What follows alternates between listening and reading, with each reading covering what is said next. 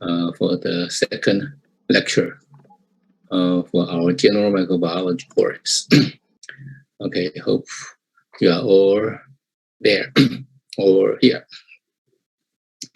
Okay, last lecture introduces the structure and the metabolism of bacteria. So it is a somewhat detailed explanation of the physical chemical structures of the bacteria, as well as a little bit of metabolism. And in this lecture, our purpose is to give you an overview of the species of bacteria. So this is a very difficult topic because we now know 5,000 to 7,000 of different species of bacteria, and they live in quite different habitats on Earth. So to use 2 hours to give you an introduction of all of these species is almost impossible. And so I have to adopt a strategy that is try to give you an interesting introduction to their to the various species. That is, when I encounter a more familiar species, give you some story, give you its origin, give you the disease it causes, give you their habitat, and so that it will excite your interest, so that you will be able to look at their descriptions in textbook, and then later on in your own research or in your own profession, you can dig deeper into each species. And this is first introduction to microbiology. So it is really difficult to get a glimpse of all those species. I have taught medical microbiology for many years, and our way is to teach each pathogenic bacteria in some detail. So we will teach the pathogenesis, virulence factors, habitats, and the route of transmission, and the disease symptoms, all those things. So these things are important for medical doctors, for medical students, and may not be of much interest to general students. And so I try to adopt a strategy that is both the medical aspects as well as the industrial aspects, as well as the biological aspects of the bacteria will be mentioned, so that you will get a full, better view of the bacterial world. And I have also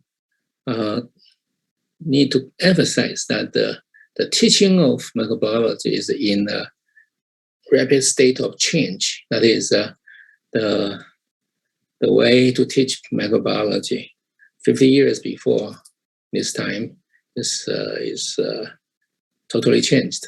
And currently, because we play more emphasis on microbiomes, so we tend to look at bacteria as a biome, as a group, as a microflora. And that way of treating bacteria is different from 50 years ago, when we treat each bacteria separately. And at that time, for PhD students of microbiology, we sometimes emphasize only the E. coli, only one kind, one species of bacteria. And so that is one extreme. But now we went into another extreme. That is, we emphasize a whole group. And so let me give you a flavor of both directions, of both approaches. Okay, then let's start. Bacterial classification of bacterial is first, we have to know the difference between the eukaryotes and the prokaryotes, which I have mentioned yesterday. That is, eukaryotes is actually an aggregate of different forms of prokaryotes. Some play as a host, and they welcome the coming of mitochondria or the coming of chloroplast as an symbiotic parasite. And although we have firmly established mitochondria and prochloroplast as the endosymbiotic parasites of eukaryotic cells, other organisms such as endoplasmic reticulum, nucleus, and other organelles, we still do not know its origins. So this is a very interesting scientific question. However, we have no handle to propose theories about their origin. Okay, so this difference is again emphasized in this table. That is, prokaryotes is indeed simpler, much simpler than eukaryotes, and there are many differences which we do not know why the origin of these differences. Okay, now let me first introduce the concept of classification in microbiology. Generally, classification or taxonomy started with Swedish people called Carolus Linnaeus. That is in the 18th century. He is interested in the multitude of living organisms. At that time, naming a species, that is, establish a nomenclature, a name for it, is at a very exciting stage. That is, many people proposes many ways to give a name to a certain species. And his design is to give two names. That is called a binomial system. The first name is a genus. Genus is the level of taxonomy, one step higher than the species. And so the genus, and then the second name is the species. That is two names for one species. So this is called the binomial system. At the same time, some scientists proposes many names for one species. Maybe that is many adjectives to describe this species. So they may be using 10 names clustered together to describe one species. But this is quite tedious, right? Cumbersome, tedious. So after Linnaeus proposed these two names, then all other scientists accepted. So this became the binomial system. And microbiology grew much later than zoology and botany, but they still adopt this binomial system. Okay, the convention is this. That is, name is italicized or underlined. Underlined is that it is one line underneath the species name. Or italicized, that is, it's in a slanted fashion. That's it, typed in slanted fashion. And also the genus is capitalized. That is the first alphabet of the genus is capitalized. It is in large character. And the species in lowercase. That is, every alphabet in species is in lowercase. Okay, and it has to be Latinized. Latinized, that is, it has to be transformed to Latin. It's called the Latinized. Such as if it is Taiwan, then we transform it to the Taiwanensis. If it's Vietnam, we transform to Vietnamese. Okay, or transform, or it can also be used to describe, honor a scientist. uh, scientist discovered the species, and he wants to give this species to Michael Jordan. So he coined the species as M. Jordan, such as Streptococcus M. Jordan. That is the species name is people, but the genus name still has to be in confirmation with its taxonomical position. Okay, so I'll give an example here. Staphylococcus aureus. Okay, this is all italicized. And coccus describes the clustered arrangement of cells. That is, it's a rounded cells, and the staphylo means a grape-shaped. That is, so it is clustered like a pile of grape. Aureus means gold. Aura, gold. Aureus means golden colored. So this species name is gold, and the Staphylococcus is the genus name. Okay. Then here we have the Escherichia coli.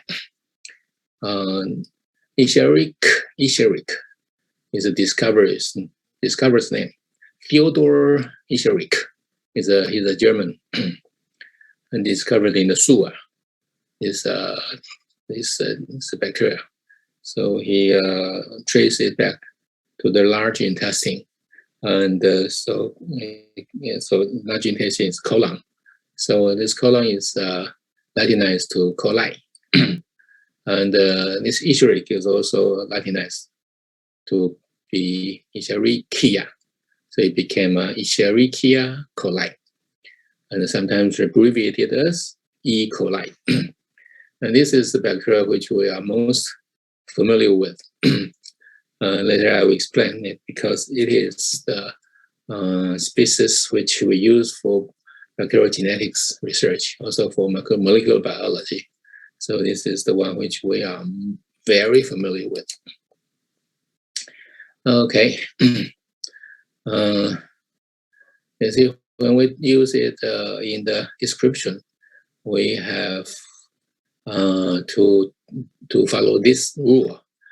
That is, first use, it has to be the full name. This is the full name. So in the first sentence, we use the full name. In the second sentence and later on, we can abbreviate the genus name to a single S or a single E. So we can see that this is full name, is abbreviation. So this convention is used in all the papers we write and all the papers we read.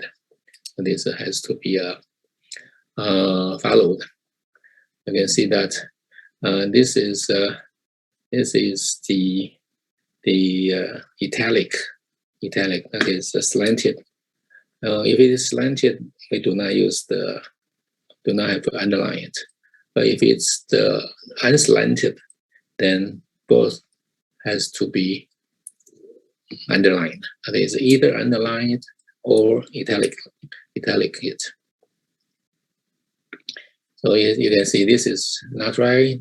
Either this one or this one. The first problem here, can we see the problem here? Can we see? Can we see and problem here? Here is that this has to be a small case, not the capital. Small case, not capital. What's this problem here? Problem here is there's no space here. Okay, only space here. So this is the correct one. Okay, and when we talk about this is correct, because when we talk about strain, a strain has to be do not need to be italicized here. K12. K12 is the strain of E. coli. Strain means further subdivision in the species. That is, for a species, it may have thousands of different strains. That is different with minor differences, but it still fits the definition of a species. So this is called the strain. And so there's a K12. K12 is a strain which are very often used in genetic analysis. And this is not right because this is K is italicized. And this is also not good, yeah, because we cannot say E species. So he has to be the Escherichia, the full name of Escherichia. This is to denote the restriction enzyme. The restriction enzyme. So the convention is to have the italicized the first three alphabet, and R1, R is the capital, 1 is number 1. And the TUC, DNA polymerase, TUC has to be italicized because this is a species name.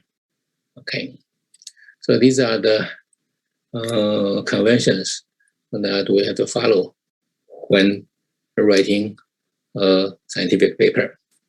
Okay, now let's get into the modern system of classification. Before Carl Woese is he proposed a new classification in 1978. Before that time, we have many systems of classification. And the first is a binomial system, right? At that time, we divide all the animals, the living things into animals, the plants. Later on, when bacteria were discovered, difficult to place it in the animal kingdom, so was placed in a plant. And later on, some people tried to accommodate the bacteria, so created the 5 kingdom system. And then when a 5 kingdom system has only a short life, then in 1978, Carl Woese proposed the 3 domain system, and this domain system was quickly accepted by the scientific community. And so let me explain his achievement. Carl Woese, 1928 to 2012. And he was a biochemist in training. And he was, after PhD training, he was appointed assistant professor at the University of Illinois. And since he was interested in bacterial classification using the ribosomal RNA, so by that time, very important topic. However, not many scientists thought it was important. It was given a laboratory in the basement. Basement means the B1. B1 means is underground underground building. So his laboratory is underground. Means that it's very unimportant professor in his department. But he thought it's fine because he needs to read the X-ray films, so he doesn't need too much light. And his research interest is that bacteria generally is not easy to classify. So before his system, bacteriologists generally classify them into Coccus, Bacillus, Spirillum, according to shape. But bacteria has only a limited amount of shapes, so difficult to describe in terms of morphology. So taxonomists, computer taxonomists, or called the numerical taxonomists, things that we can use is biochemical characters, such as if they can use glucose, if they can use galactose, if they can use lactose, or if they produce lactic acid, or if they produce alcohol. All sorts of biochemical characters can be used for classification. So this period is from 1960 to 1970s. This is called the numerical taxonomy. or computer taxonomy. That is, by listing the hundreds of chemical characters of this bacteria, including morphology, then use the affinity, the differences between each strain, and then to classify them. So this is called computer taxonomy. Woos is satisfied with this system, because he thinks that bacteria must be evolved from the ancient ones.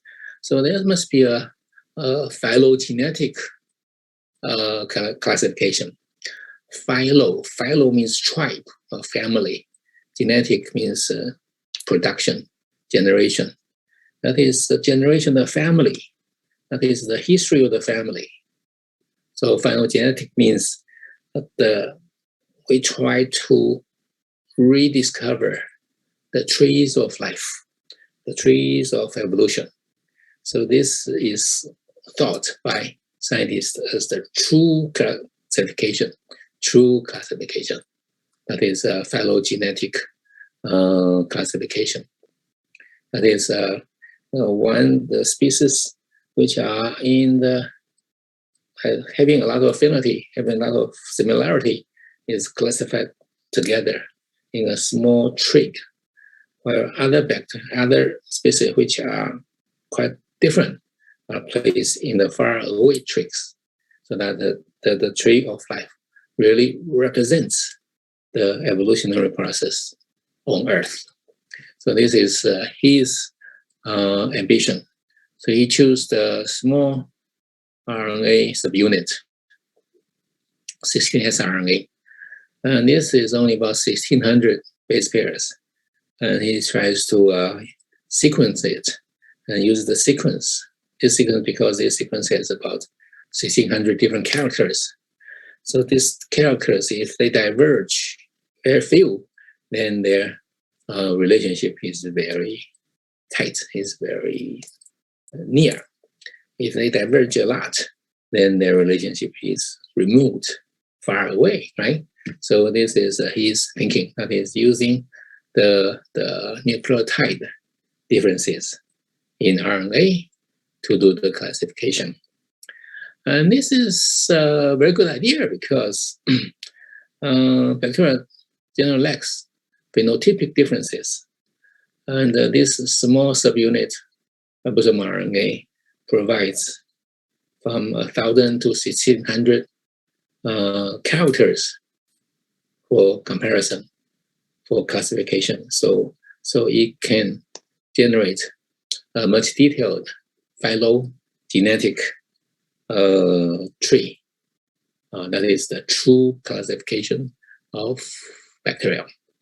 So he worked for many years, and then he published a paper in 1977 claiming that there is one branch of prokaryotes, one branch of bacteria, which are quite different. So he claimed it to be archaeobacteria. And later on, he abbreviated to be the archaea. And from this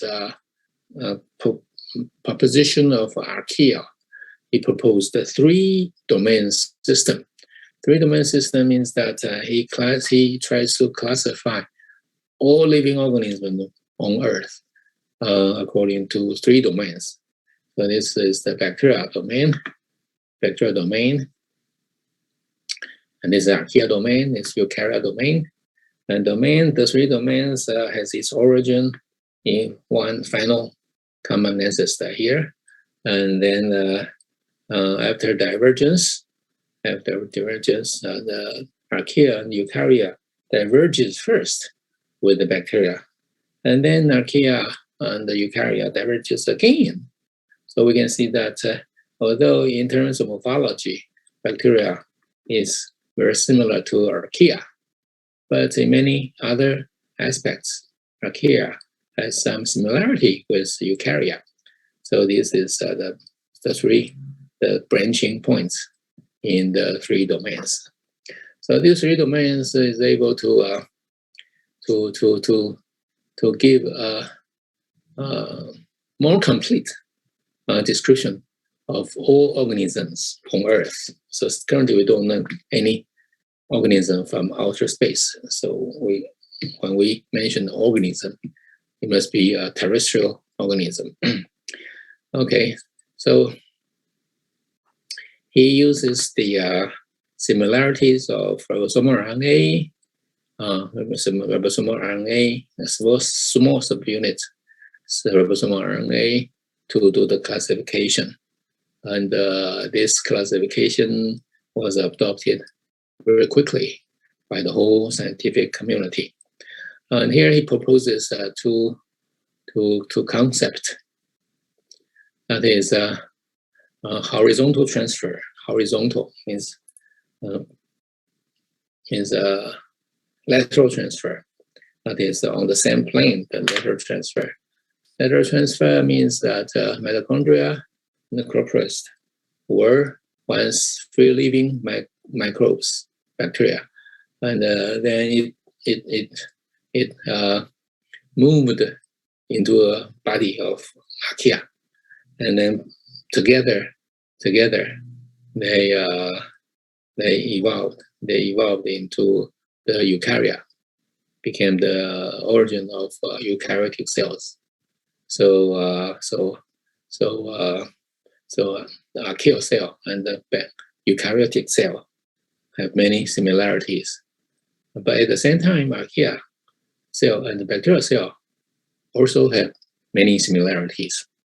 So this archaea just situated in between the eukarya and the bacteria. So this is his concept. And so after about 1982, all scientific community adopted this system. So currently, all the textbook adopts this classification scheme. Okay, so this classification will place all the protists. Protist means those small, single-celled prokaryotic cells, either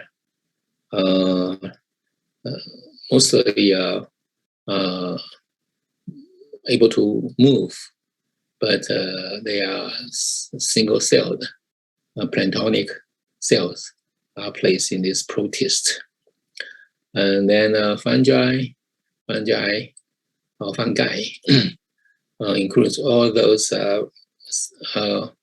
species which do not move like an animal, but they do have a heterotrophic life. That is, they do not have photosynthesis.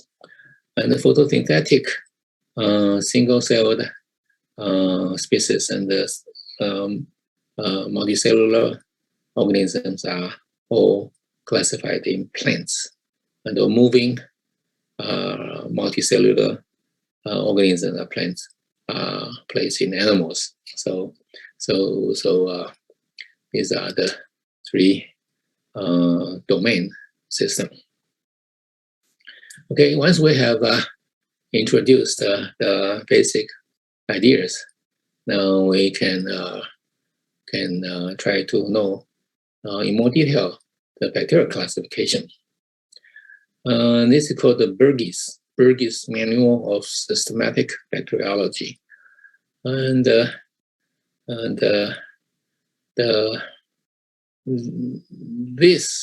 this book has been published for many years, but in the first edition, the classification is based on morphology only. Morphology, staining, reaction, endospores, and other characteristics. So this is not based on phylogenetic systems. And the so-called the second edition, that is starting from around 1990s, the second edition is based purely on phylogenetic system. Phylogenetic system that is based on ribosomal RNA sequence.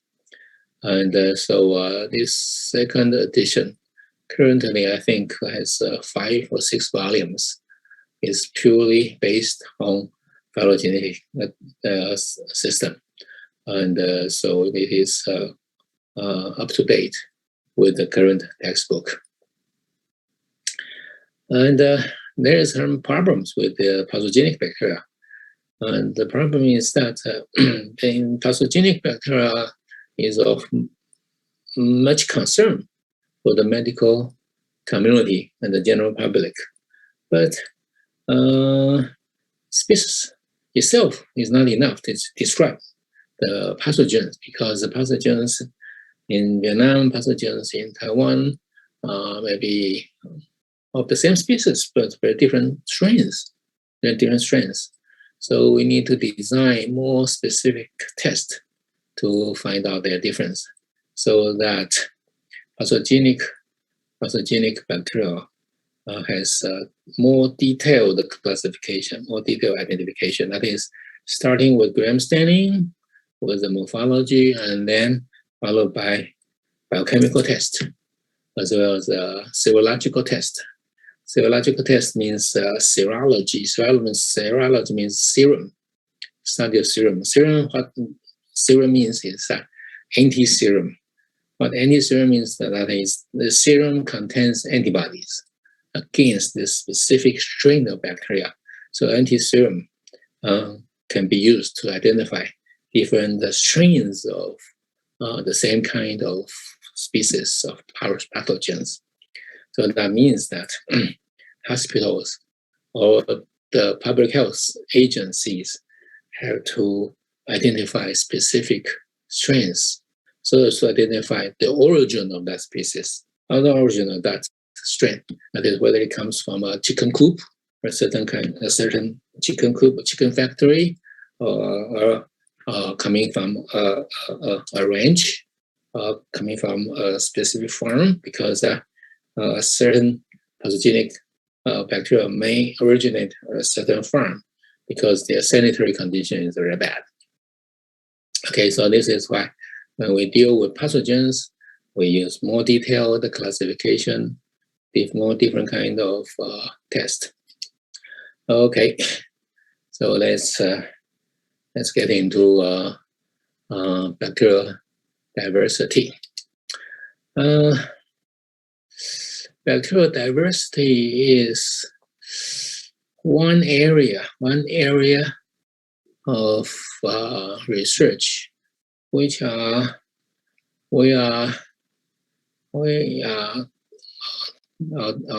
whole field is facing. That is, we described only about 5,000 species, but using PCR, we can at least find 10,000 species in 1 gram of temperate soil. Temperate soil means that this soil is not from the Arctic region, it's not from the tropical region, but only from the temperate region. And since only 1 gram of soil contains 10,000 different species of bacteria, how can we design method to identify them? So this is a big problem, a big obstacle in modern microbiology. That is, we want to know more species. However, we cannot culture it. Or we cannot provide a specific nutrient for it. Or this bacteria may need a whole complex food chain. And so we need to isolate a specific bacteria to understand its metabolism, means ecological role. So before we can isolate a single species, and we need to understand its nutrient conditions and its ecology. Without knowing these conditions, we cannot do an isolation. So this is the conundrum. That is a big puzzle here. How can we know all those species which we have no ability to culture? So this is really a big challenge for you, the future generation of microbiologists. Yeah, and this is certainly quite difficult. However, with the microelectronics and microculturing techniques, I think this question may be answered in a short time. That is, we may have the ability to culture those unculturable bacteria in the near future. So if you can devise a way to discover more bacteria, then you will get the Nobel Prize. You'll get the Nobel Prize. Okay, so let's first explain what is the extremophile. Extremophile is that this bacteria may like, phile means philic, like extreme conditions. So they like either high water pressure or high water temperature or high soil or extreme pH, very high or very low pH, or very dry places. And we generally have the ability to do mesophile. That is the bacteria which likes milder conditions, called the mesophiles. However, our ability to culture bacteria or culture archaea from extreme environments also helps us to discover many more kinds of bacteria and archaea. So this is another exciting area for research. So I have just mentioned that for the Asian societies, we have we are lagging behind in technology and science, and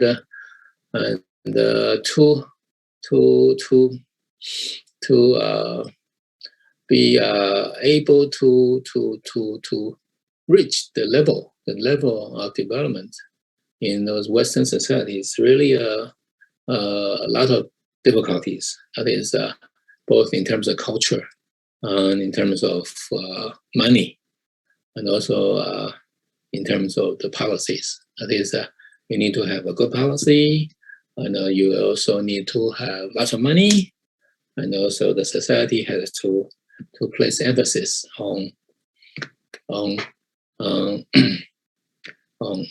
special professional proficiency instead of your personal abilities and dealing with personal relationships. Yeah, in the Chinese societies, persons with ability to deal interpersonal relationships will get to a higher position, and persons who is good in science or in technology or generally stay in lower position. So this is one factor which hampers the advancement of science and technology in Asian societies. Okay, so let me summarize it. The previous talk, that is total number of archaea and bacteria must be very high, in the millions or in the 10 millions. However, we have to have the ability to isolate them, to identify them. Second, the PCR is currently used to uncover the presence of uncultured bacteria, because if we can isolate from the habitat the total DNA, then we use the PCR to amplify the ribosomal RNA section, and then we sequence it. And we use a computer to assemble those, and the number of those assembled different ribosomal RNA represents the lower limit of the species number. So this number generally is very large, and so we can get a glimpse of which kind of bacteria are in our sample, but we are still unable to grow each bacteria separately. Okay, let's dig into the further details of the bacteria. Okay, so Berg's manual uses a ribosomal RNA sequence to do the taxonomy, and also list the gram stain, morphology, oxygen requirements, and the nutritional properties. So these are also listed in Burgess manual. Okay, let's get into the classification of bacteria. This is the domain of bacteria. That is, it has about 18 phylum. 18 phylum. Phylum is a classification. It's a taxon. Taxon taxon is a classification unit. Just under kingdom, and the kingdom now is currently under domain.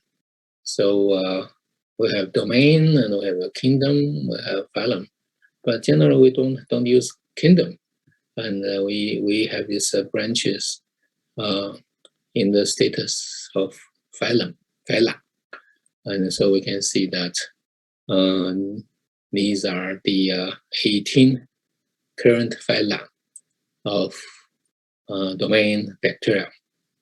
And right away, we can see that this one, Proteobacteria, is the largest one. So it's divided to alpha, beta, gamma, epsilon, delta, and epsilon, the five subdivision of the phylum of Proteobacteria. So this includes large amounts of gram-negative bacteria. And here we have the bacteria which are closer to the origin. These are all thermophilic bacteria, and that is, they live in hot waters, and their evolution is less derived than these ones. That is, the length, the total length, means the change it underwent, the change in ribosomal RNA it underwent. So that if we want to know the difference of this with this Diphtheria, then we measure the length of this line to here, then we know its difference. That is, the difference in ribosomal RNA is great.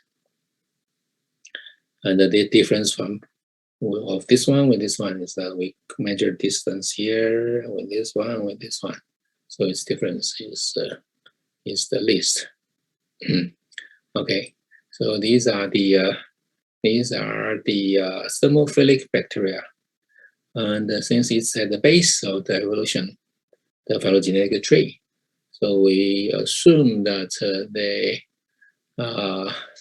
may reflect the primordial conditions, and these are all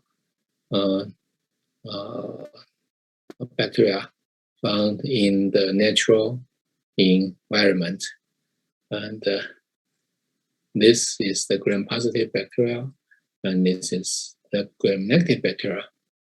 Since other ones are not purely gram-negative, gram-positive, some have cell walls, some do not have cell walls, so we can call them mostly gram-negative.